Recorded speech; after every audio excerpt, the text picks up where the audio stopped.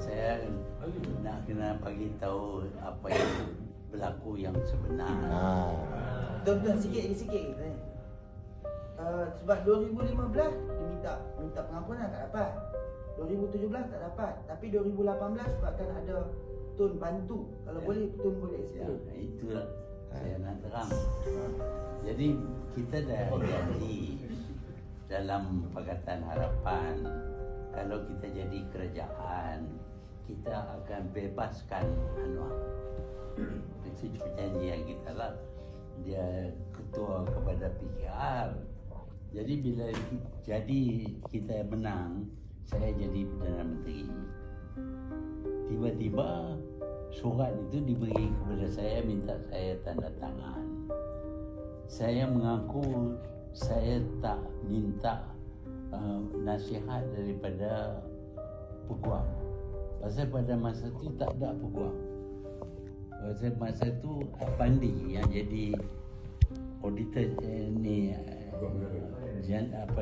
penasihat undang-undang, dia diberi cuti. Dia tak kerja. Dan belum lagi saya pilih Tommy Thomas jadi peguam. Jadi masa itu saya dapat surat tu ditandatangani oleh Agong. Disuruh saya tanda tangan. Saya baca itu, ini nak ampun Anwar. Jadi kita dah janji, saya pun tanda tangan lah.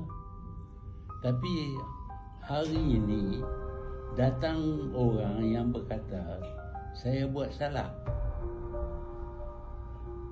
Dan saya tanya pasal apa salah. Dia kata nak ampun satu orang mesti ada mesyuarat lembaga pengampunan. Tapi mesyuarat itu tak diadakan. Cuma Agong kata dia patut bagi ampun.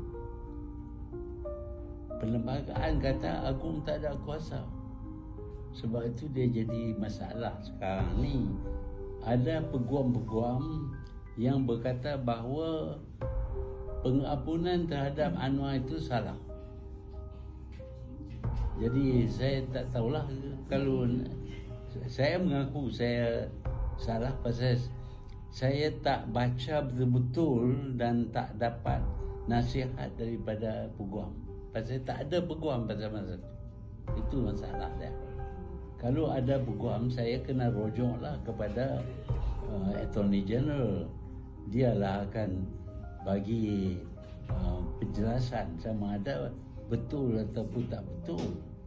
Tetapi perlembagaan kata pengampunan perlu dibuat hanya oleh lembaga pengampunan. Orang lain tak boleh. Dia tak kata raja boleh. Dia tak kata Perdana Menteri boleh. Dia kata lembaga itu mesti mesyuarat. Setakat yang saya ingat, tidak ada mesyuarat lembaga. Ini di zaman yang di-Pertuan Agong Kelantan. Pada masa itu.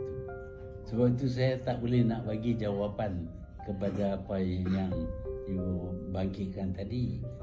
Pasal saya tak tahu, kalau ada orang yang berani nak bercakap pasal ini, patut bercakap lah. Tapi Tuan, bermakna surat tu daripada yang Tuan Agong waktu itu, ya, bagi pada Tuan, Agong dah sign dah?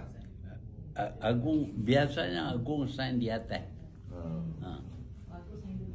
Tapi bagi saya, memang pun biasa, Agong dia kena buat keputusan yang diisytihar oleh Perdana Menteri, bukan dia isytihar. Jadi saya lah sign. Tapi itulah, ada pihak yang mempertikaikan lah pasal pengampunan itu, Ya, dia kata pasal tak ada mesyuarat. Tak ada mesyuarat, tak sah.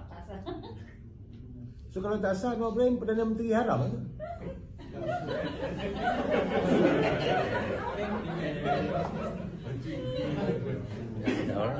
Tak apa, kita faham. Tema apa kita dah isi panjang ni. Tak boleh cakap macam ni 3R. Ya. Betul.